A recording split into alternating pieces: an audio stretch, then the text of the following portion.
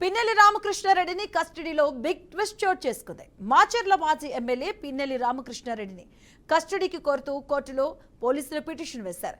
ఎన్నికల నేపథ్యంలో పల్నాడులో జరిగినటువంటి విధ్వంసాలు, హత్యాయత్నాలకు సంబంధించిన కేసులపై పిన్నెల్లిని పూర్తి స్థాయిలో విచారించాల్సి ఉందని కోర్టులో పిటిషన్ వేశారు పోలీసులు.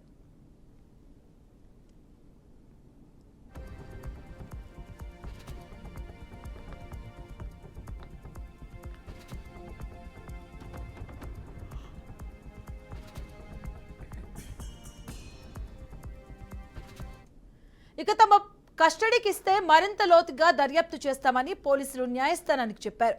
మాచర్ల అదనపు జూనియర్ సివిల్ కోర్టులో పిన్నెల్లి కస్టడీ పిటిషన్పై ఇప్పటికే వాదనలు జరిగాయి. ఈ రోజు దీనిపై తీర్పు వెలువడే అవకాశం ఉంది.